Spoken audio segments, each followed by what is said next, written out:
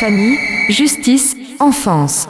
Bonjour et bienvenue sur RLP pour ce premier Famille Justice Enfance de 2024. Bonne année à tous, j'espère que vous avez été sages et que vous le serez encore plus dans cette année qui se profile et qui va être, je pense, disons-le, extrêmement intéressante. Alors aujourd'hui, nous allons parler sexualité. Sexualité parce que oui, c'est un sujet qui fait partie de notre vie, de nos vies, de notre écosystème. Tout être humain, je veux dire, qu'il se fasse des enfants ou pas, qu'il soit en couple ou pas, est confronté à cette question. Et nous allons en parler aujourd'hui avec Sophie Doxas. Sophie, bonjour. Bonjour Stéphane. Sophie qui revient nous voir, qui était venue nous voir. Déjà, nous avions parlé de sujets déjà un petit peu lourds à l'époque. Nous avions parlé d'inceste notamment et de constellation familiale. Sophie qui est psychothérapeute de formation psychanalytique, qui ressent en libéral sur Périgueux et qui accompagne également en constellation familiale et qui propose des séances qui parle aussi durant ses consultations de la sexualité auprès des gens et des couples. Alors, on va commencer par quelques statistiques pour planter le décor. Alors, parlons des 18-34 ans. Une enquête assez récente nous explique que 80% des hommes, un peu plus de 80% des hommes, se masturbent environ une fois par semaine, pour 64% des femmes, à peu près une fois par mois, avec 3% des hommes se déclarant non intéressés pour 15% des femmes. Alors, c'est intéressant parce qu'on voit déjà qu'on commence à percevoir une différence, peut-être de biologie, en tout cas de comportement. Progression de la société française, 41% des gens avouent, en tout cas disent ouvertement lorsqu'il y a un sondage, qu'ils possèdent un sextoy. Au niveau sociétal et évolutif, le premier rapport s'est stabilisé depuis une quinzaine d'années et est aujourd'hui vers 17 ans.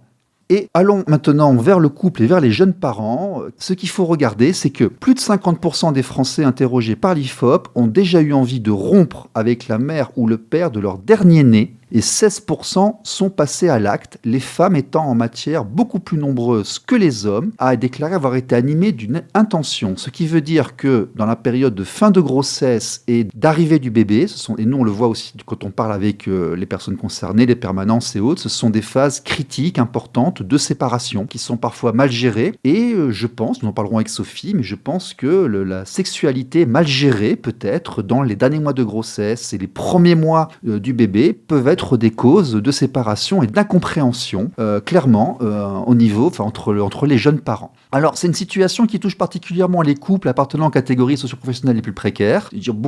Quand on gagne moins de 900 € par mois, on a beaucoup plus envie de quitter leur conjoint et 30% des femmes l'ont fait. Alors, le vieux poncif disant que quand t'as pas d'argent, tu perds d'abord ta femme, ensuite ta santé, peut-être qu'il y a un petit peu de vrai au niveau des statistiques, c'est possible. Et puis, la dernière statistique qu'on va regarder, qui m'a interpellé, c'est que 54% des pères ont plus envie de faire l'amour quand l'enfant est là qu'avant la naissance de leur enfant. Alors qu'on tombe à 39% chez les mères. Ça veut dire qu'en fait, le père continue de regarder sa compagne comme une femme, alors que parfois, la compagne regarde monsieur non plus comme un amant, mais comme un papa. Et donc oublie peut-être, certaines choses, peut-être que la posture n'est plus forcément la même. Et bon, on finira sur une petite touche, on se rend compte quand on en parle ici ou là que beaucoup de femmes en âge de procréer, plus de 30% aujourd'hui, ne veulent pas d'enfants. On monte à plus de 50% pour les personnes qui sont idéologiquement à gauche, ce qui est une grande évolution sociétale aussi. C'est qu'à l'époque, on en parlait en off juste avant, on allait, moi j'ai passé la cinquantaine, cinquantaine, hein, mais à l'époque, on allait en boîte de nuit pour séduire, pour danser, pour trouver une compagne. Hein. À l'époque, c'était ainsi.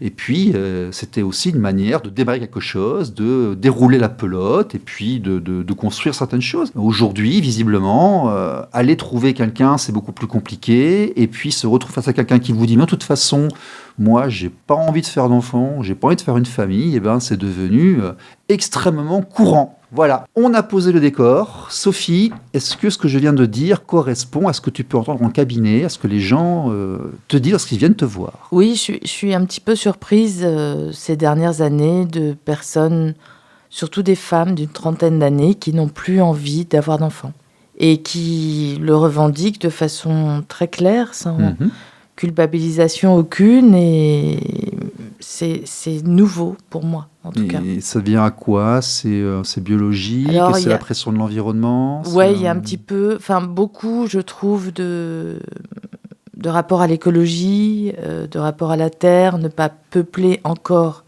cette Terre avec plus d'êtres humains, ne pas pouvoir leur offrir un avenir. Je ne parle pas de conditions financières du couple, je parle d'un avenir suffisamment sécurisant. Donc il y a un pessimisme par rapport à l'avenir. Oui, absolument. D'accord. Absolument. C'est des comportements, des psychologies que l'on rencontre quasiment en temps de guerre. Quand on regarde la pyramide des âges, tu sais bien, lorsque effectivement les choses sont dangereuses et compliquées, qu'il y a peu de confiance en l'avenir, le taux de procréation est assez bas. Et lorsque la guerre est résolue, qu'on rentre en période de paix, moi j'ai appris ça à l'école, il y a toujours ensuite un boom, tout à fait, j'ai appris la même chose, un boom de naissance. Donc ça veut dire qu'en fait, les gens, enfin, les femmes d'aujourd'hui, les jeunes femmes surtout, se ressentent en fait comme nos ancêtres étaient en 1916 ou en 1940, 41 quelque part. Oui, probablement. Il y a vraiment une difficulté à pouvoir se projeter dans l'avenir enceinte avec des enfants. Chez un certain nombre de femmes, moi, c'était vraiment quelque chose d'exceptionnel il y a une vingtaine d'années. Là, depuis 5-6 ans, c'est beaucoup, je trouve, beaucoup de femmes, de jeunes femmes. D'accord. Voilà. Et comment le vivent ces messieurs? Alors, je ne sais pas trop parce que je n'ai pas les messieurs de ces femmes qui viennent. D'accord, tu en as d'autres, je suppose. Voilà, mais j'en ai d'autres. Oui. Mais j'ai plus un écho sur tout ce qui est sexualité pure, que procréation, du coup. Et moi, personnellement, c'est aussi pour ça que j'avais envie de faire cette émission avec toi. Je suis un peu touchée par la condition des hommes en ce moment. Je trouve que ce qui se passe avec MeToo me semble complètement nécessaire, mais est forcément arrivé dans une extrême qui va, j'espère, repartir vers un équilibre dans quelques années. Mais du coup, les hommes sont assez impactés et j'ai quand même un certain nombre d'hommes qui viennent me voir en première séance en me disant qu'ils sont pervers sexuels. Et quand je leur pose la question de qu'est-ce qu'ils appellent pervers sexuel, ils me parlent de masturbation. Alors, je suis surprise et je leur demande dans quelle situation ils se masturbent. Est-ce que c'est tout seul? Est-ce que c'est dans le salon devant leurs enfants? Évidemment que non.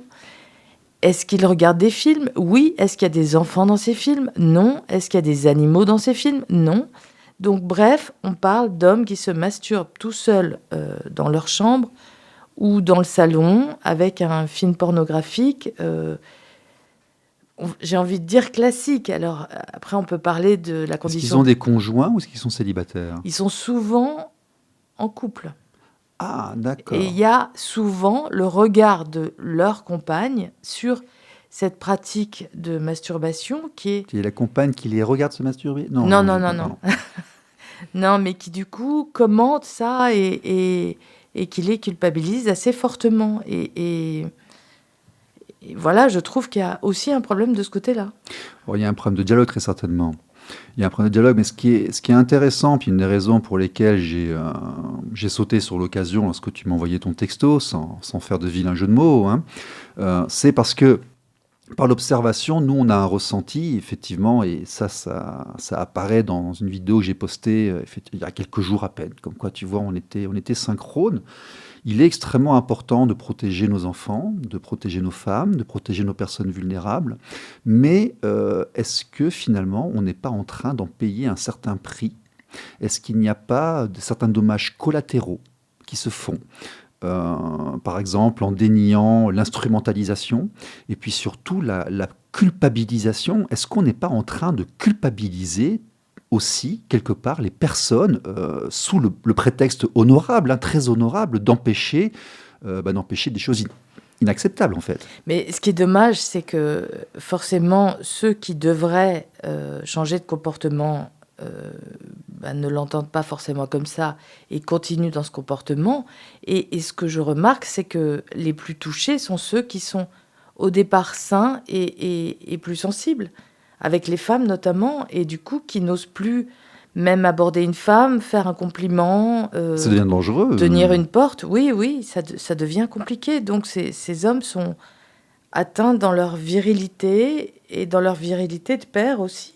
Alors ça, c'est intéressant parce que nous, on en parle beaucoup entre nous, je ne te le cache pas sur les forums, tout ça, là, mais avec nos mots à nous. Mais toi, tu es une professionnelle et tu reçois, et puis en tant que professionnelle, tu as une conclusion sur ça aussi. Voilà. Oui, que je trouve... je me souviens, on était dans un groupe de covision il y a des années entre psys, on était une dizaine de psys, et on se disait que les pères étaient vraiment un petit peu dans nos langages psychanalytiques émasculés, tu vois, parce que la mère prenait beaucoup de place et que les hommes ont du mal à trouver une place, quoi. Oui, mais c'est ce qui ressort aussi des discussions, des cercles de rencontres, beaucoup d'ailleurs de personnes qui sont confrontées aux tribunaux, aux services sociaux, à l'institution, en fait, quelque part, pour une raison X ou Y, ont vraiment l'impression qu'une partie de leur personne dérange, en fait. Donc ils se demandent, qu'est-ce qui se passe? Suis-je normal? Est-ce que je la gère correctement? Et donc après, on voit arriver des gens qui viennent te voir en disant « Suis-je normal, docteur ?» Tout à fait, oui, tout à fait. Et du coup, ce regard... Alors souvent, il y a aussi, tu sais, on en a déjà parlé dans une autre émission, mais beaucoup de femmes abusées qui ont donc une relation au sexe qui va être particulière, difficile pour la plupart. Et du coup, un homme qui entre en contact avec ces femmes-là va aussi payer quelque chose pour ceux qui ont été malsains et qui ont eu un comportement déviant, tu vois. Donc, voilà, il y a beaucoup de paramètres. Ça, je suis d'accord. J'ai vécu un petit peu, comme toi aussi. J'ai eu plusieurs compagnes. Je n'en ai jamais, alors peut-être que je suis mal tombé, j'en ai encore jamais trouvé une qui n'avait jamais été un peu poussée, un peu violentée, un peu agressée, qui soit... j'en ai pas encore eu une seule proche de moi. Voilà. Donc visiblement, c'est assez présent quand même, mais il y a un intérêt à nettoyer. Beaucoup. Oui, absolument. Parce que je dis, moi, la nana qui est venue me voir, qui a passé un peu de temps avec moi, me disant « Ah non, moi de toute ma vie, pouf, jamais !» J'en ai pas encore trouvé une seule. Voilà. Donc ça existe. Le problème, c'est qu'après, moi, j'ose plus à dire à une fille qu'elle est jolie, qu'elle a de beaux yeux, que je me sens bien quand je suis à côté d'elle. J'ose plus le faire. Et d'après ce que j'entends à droite et à gauche, on n'ose plus le faire non plus. Oui, tout à fait. C'est vraiment problématique dans la relation. Et d'autre part, quand j'ai des femmes que j'accompagne et qui me racontent qu'elles ont... une sexualité, en tout cas qu'elles ont une libido importante, par exemple, je les pousse à défendre cette libido parce qu'il y a aussi la condamnation du regard des hommes satisfaits sexuellement ou non, donc peut-être frustrés, qui commentent la libido de ces femmes. Je n'utiliserai pas les mots, mais tu imagines bien quel regard on porte sur ces femmes-là. Aussi. Oui. Il y a des poncifs aussi, mais il y a des enquêtes qui ont été faites. Mais ça, c'est encore un autre sujet, on va dire. Oui. C'est encore un autre sujet. Moi, je suis de l'ancienne génération. Je veux dire, ce qui est privé est d'ordre privé, dans le cas de personne. Et puis, si tout le monde est consentant, ils font ce qu'ils veulent. Tu vois, moi, je suis un très grand libertarien par rapport à ça. Tant que tout le monde est heureux et puis qu'on n'agresse personne, ne serait-ce que, en intimité. Moi, je n'ai aucun mot à dire. Oui, mais tu as un regard intelligent là-dessus. C'est possible. C'est possible. C'est pas forcément ça qui fait que je suis le plus heureux en amour, d'ailleurs. D'ailleurs, c'est très étonnant parce que notre civilisation à nous vient... Nous sommes des latins. Donc nous aimons flatter la femme. La femme latine, italienne, espagnole, française, aimait bien être complimentée. La galanterie, c'est une invention plus ou moins française, me semble-t-il. Je crois. On me semble, en tout cas, c'est par ici. Hein. Je ne sais pas comment il faisait ailleurs. Il devait leur claquer la porte dans la figure, je pense. Je ne sais pas comment il faisait du tout. je ne sais pas. Mais enfin, on a une tradition de chevalerie et autres qu'on n'arrive plus à assumer aujourd'hui. Qu'on n'arrive plus du tout à assumer parce que si on le fait, on a l'impression d'être un vilain macho, dominateur, écraseur, patriarcal. Alors ça, c'est le grand mot qu'on entend partout. Patriarcal, en fait. C'est quoi la définition psychologique, patriarcale? Comment est-ce qu'on a pu reprendre un mot comme ça et lui donner autant d'impact? Parce qu'on est une société qui avons souffert, enfin en tout cas ma génération, on a souffert de ce rapport patriarcal, dominateur, dominant, c'est l'homme qui a raison, c'est l'homme qui a le dernier mot, même si en fait quand tu rentres dans la famille c'est plus complexe. Plus compliqué. Les femmes, on arrive à faire passer des choses, mais différemment. Mais tout le monde... C'est vous qui dirigez tout. C'est vous qui décidez tout, c'est vous qui dirigez tout, mesdames. Voyez. Peut-être, je dirais pas non. Mais toute la famille se plie autour de l'autorité et surtout du caractère de l'homme. Ça, c'est toujours quelque chose qui m'a un peu révoltée, tu vois. Ah. Parce que ces hommes de mauvaise humeur, attention papa rentre, il est fatigué, attention papa rentre, qu'il a mangé une pomme. Il n'est pas de bonne humeur. Donc tous les enfants, la femme se mettent dans un mode discret pour laisser de l'espace à cet homme qui arrive. Mais je ne suis pas la seule. Oui, non mais est-ce que tu as grandi comme ça, Oui, j'ai grandi comme ça, oui. D'accord, ok, oui. Parce que moi j'ai pas vu... Oui, j'ai grandi avec ces hommes et j'ai beaucoup de paroles en constellation puisque je travaille sur des familles de cet homme qui rentrait et qui était fatigué ou de mauvaise humeur. Où il fallait prendre en compte l'humeur de l'homme. L'humeur de la femme, on s'en souciait pas beaucoup. Alors ça, on en a déjà parlé la dernière fois, c'est un effet secondaire de la révolution industrielle. On sait auparavant, sauf dans les hautes classes, et même dans les classes populaires, avant qu'on aille faire travailler les hommes de manière intensive, les tâches n'étaient pas forcément séparées à ce point, etc., etc. RLP. Radio libre en Périgord. Famille, justice, enfance. Bon, Sophie Doxa avec nous sur RLP. Alors, sexualité. Ma grand-mère disait, c'est le ciment du couple. La thérapeute d'aujourd'hui, elle dit la même chose? Ah oui, oui. Absolument. Explique-nous. Alors, il y a des couples que je reçois, par exemple, je leur demande depuis quand ils sont allés dîner tous les deux au restaurant. Et en fait, il y en a qui me disent plusieurs années. Et je tombe des nues parce que le restaurant, c'est un espace de sensorialité, de sensualité. On s'habille un peu, on a envie de plaire à l'autre. C'est important, c'est un espace important. Et c'est un espace sans les enfants. Donc c'est le couple aussi, tu vois, c'est donner du temps au couple. Oui. Et c'est très important. Et du coup, je propose une régularité plus importante déjà que tous les 5 ans. Bien sûr. Et puis, c'est un espace où on peut aller vers une séduction vers l'autre, savoir où on en est, et ensuite retrouver une séduction, et du coup, retrouver une sexualité aussi, parce qu'il y a énormément, je trouve, de couples qui vivent ensemble depuis très longtemps et qui acceptent plus de sexualité du tout, en fait, qui vivent sans sexualité. C'est OK pour eux, mais je ne suis pas sûre que ce soit si OK que ça, en fait. Non, parce que les impératifs biologiques, on sait qu'il y a des processus hormonaux et chimiques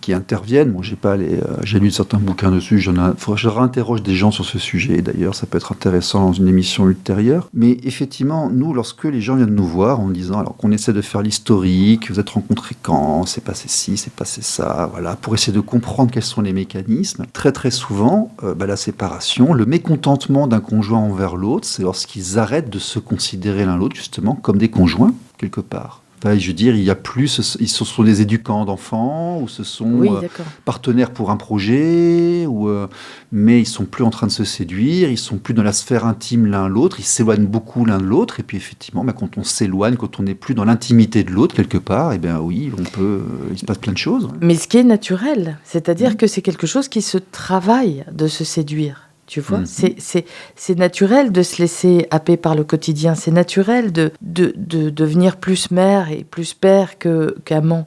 Tout ça est naturel. En fait, l'espace de la sexualité et dans le couple, elle est écrasée très très vite. C'est la première chose qui est écrasée parce que fatigue, parce que aussi relation compliquée au sexe. Je suis désolée d'amener ça là un peu lourdement, mais transgénérationnel aussi. Qu'est-ce qu'on a reçu de nos mères en tant que femmes? Qu'est-ce qu'on a reçu de nos pères en tant qu'hommes, tu vois, sur la sexualité? Comment on aborde une femme? Moi, au départ, il y a 20 ans, quand je faisais ce métier, il y avait des hommes qui me racontaient comment ils abordaient une femme sexuellement. Je tombais de l'arbre. Vraiment, je tombais de l'arbre. C'était... je touche un peu les seins, je touche le sexe, et je pense que ça va, et elle est prête, en fait. On va pas faire notre Depardieu ce soir, mais bon. Pardon, le pauvre, ça y est, ça c'est fait, voilà. Comme ça, on est avec la meute, on appartient au groupe, voilà, c'est bon. Non, mais ce que tu dis est vrai. Moi, je sens cette pression.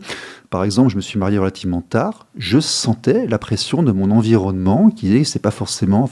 Qu'est-ce qu'il fait Donc, je devais aller quelque part conquérir. Je devais quelque part aller m'imposer. Le fait, c'est que j'avais pas été capable d'aller lever quelqu'un, comme on disait. Oui, mais c'est comme ça que ça se passe. Hein. Un gage de chasseur. Hein. Oui, Bigard en a fait un sketch. Hein. Tout le monde a rigolé parce que ça nous parle intérieurement quelque part. Hein. Mais oui, on a peut-être reçu ça aussi un peu. Biologiquement, on est issu de ça aussi un peu. Hein. Mais ça, on a beaucoup parlé de ce qui se passe au niveau des hommes, mais ce que tu viens de dire par rapport aux femmes, là, on en parlait beaucoup moins, et puis on osait beaucoup moins le dire, donc c'est important de le dire peut-être. Comment on vous a travaillé, vous, dans le temps Alors, ce que je reçois en constellation, justement, c'est ces femmes qui se transmettent cette espèce de passage, tu vas devenir une femme, tu es mariée, parce qu'à l'époque, on se mariait et on avait un rapport sexuel après le mariage. Donc, ça se transmettait pas. Il y a des choses qui ne se disaient pas. Et ce qui passait quand même beaucoup comme discours, les hommes sont des cochons, tu verras. Ils ont besoin de rapports sexuels. Tu serres les dents, tu écartes les cuisses et ça passera. Il faut juste que tu t'y fasses, en fait. Donc, il n'y a pas accès au désir, il n'y a pas accès au plaisir là-dedans. Pour les femmes. Qu'il y a une résistance naturelle après. Ouais. Oui, tout à fait. Ouais. Tu vois. Et au rapport au corps et à la séduction, etc. Donc il y avait les femmes de mauvaise vie, on va dire, qui étaient plus là-dedans, alors avec des histoires d'abus ou pas, d'ailleurs. Mm-hmm. Mais c'était forcément compliqué. Et puis au 19e, tu sais, les hommes honoraient leurs femmes en faisant des enfants et après ils avaient des maîtresses dans des bordels, c'était quand même assez courant, dans une certaine classe de la société, on va dire. Oui, il faut avoir les moyens, mais de toute façon, c'est ça, c'est ça un peu, il y a beaucoup de races sur la planète, on fait comme ça aussi. On a la mère de ses enfants, et puis on a, ils appellent ça une Mianoi, je crois, en Thaïlande. Bon. Ok. Mais oui, il y a les amantes, oui.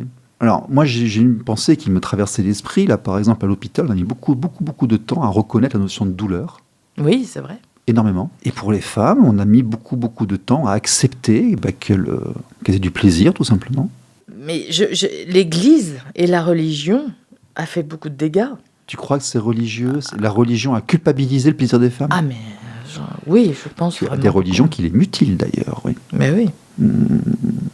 Tu vois. Enfin, la Vierge, Jésus est arrivé grâce au Saint-Esprit, quand même. Hein. Oui. Donc, j'en passe des meilleurs, on va dire. Ouais, non, mais de toute façon, on a la psychologie, la psychanalyse, donc on peut faire du symbolisme, il n'y a aucun problème. Hein. En fait, comment on peut conseiller aux gens de durer dans un couple? Je pense qu'il faut vraiment créer des espaces, tu vois, des espaces de séduction. La séduction, c'est vraiment très, très important. Que vous soyez en jogging de temps en temps le week-end, je ne suis pas en train de dire qu'il faut être en Louboutin le samedi, c'est pas ce que je veux dire, mais que régulièrement il y ait une fois par semaine ou 2 fois par mois selon les moyens, ou peut-être même qu'une fois par mois, mais un moment de couple sans les enfants, et qu'on ne me dise pas que c'est pas possible. Oui, qu'on se retrouve en individuel, sans les enfants. Et cette fois-ci, on n'est pas père et mère, on est mari et femme. Exactement. Et alors au départ, souvent, s'invite les conflits, parce qu'il n'y a tellement pas d'espace pour se parler que les 2-3 premières fois, ce sont des conflits. Donc les couples me disent, bah ouais, mais c'est pas très agréable. Oui, mais il faut que ça passe. C'est comme une eau sale qui doit passer un canal et ensuite... Vous l'avez pas fait depuis trop longtemps. Exactement. Donc il faut que... Et l'eau propre arrive derrière. C'est-à-dire que retrouver ces espaces comme il faudrait... Je vais peut-être faire hurler un nombre de personnes importantes, j'en sais rien, mais il faudrait pouvoir se consacrer 1 semaine par an de vacances tous les 2. Oui, mais tu sais, nous on défend la résidence alternée pour les enfants. Quelque part, c'est compatible. Hein. Ouais. Mais oui, puisque ça veut dire qu'une semaine sur 2, ta vie est différente. Voilà, c'est aussi une façon de se reconstruire lorsque tu es séparé. Hein. Alors moi, j'ai pas énormément d'exemples comme ça. J'ai quand même beaucoup de femmes qui s'occupent des enfants et les pères qui les ont peu. La difficulté lorsque tu as ton enfant 26 ou 27 jours par mois à avoir une vie de femme. C'est impossible. Enfin, moi, Quelque part, elles sont prisonnières de ce schéma. Elles doivent s'occuper de tout, elles s'occupent des enfants. Comment tu veux qu'elles s'embellissent et qu'elles rentrent dans une nouvelle spirale de vie avec quelqu'un? C'est très difficile. Oui, tout à fait. C'est pour ça qu'il y a des sites qui s'appellent, notamment un que je connais qui s'appelle Parents Solo, et qui permet, ce sont des sites de rencontres avec des parents qui éduquent leurs enfants en solo. Donc ça, c'est intéressant. Mais c'est très compliqué, oui. La séduction dans ces espaces-là est très compliquée, oui, bien sûr. Ok. On va revenir là pour conclure effectivement sur ces hommes-là qui sont dévirilisés, qu'on a beaucoup culpabilisés. Qu'est-ce qu'on peut leur dire alors que finalement, avoir des pulsions et des envies, c'est naturel, c'est biologique, c'est normal? Absolument. Et que se masturber... Et ça dépend de l'âge qu'on a, évidemment. À 30 ans, un homme a plus de besoins sexuels qu'à 50. Qu'à 50, il y en a encore qui ont des besoins importants. Et tant mieux. Et tard aussi. La sexualité des seniors, c'est quelque chose dont on ne parle jamais, mais ce serait bien qu'on en parle aussi. Parce que c'est encore assez tabou et intéressant. Malgré tout, il y a plein de choses qui se passent, notamment dans les maisons de retraite. Mais... Voilà, il y a bien sûr que les hommes, les femmes ont encore envie et sont encore attirées par des hommes qui sont dans leur masculin. Mais le masculin a évolué et c'est bien qu'on les fait évoluer. Il était temps qu'il évolue aussi. Mais c'est important que les hommes retrouvent leur masculin. Il n'y a pas une contradiction dans le fait de dire je cherche un homme qui m'agresse pas, c'est pas bien qu'il me regarde, je veux pas être regardé, je veux pas être dévisagé, puis en même temps je cherche un homme qui assure d'en avoir et qui sache les porter, comme on dit vulgairement. Mais cette contradiction, elle vient d'où là? Tu sais, un jour j'ai un ami qui m'a dit vous êtes insupportable en fait. Vous voulez qu'on fasse la vaisselle, vous voulez qu'on vous séduise, mais en même temps vous voulez qu'on s'occupe de tout. Enfin c'est impossible. Vous nous demandez des choses impossibles. Il faut qu'on soit un caillou avec des émotions. D'accord. Un rocher. Bon, Sophie, merci d'être venue. Merci à toi, Stéphane. On te trouve comment alors? Psycho-Sophie-Doxa. Alors, Sophie, S-O-P-H-I-E, Doxa, D-O-X-A-T.com. Donc, Psycho-Sophie-Doxa. Mais Sophie Doxa, déjà sur Internet, on trouve des choses. Et tu es en libéral sur Périgueux. Merci d'être revenu et bonne année à toi. Merci, toi aussi, Stéphane.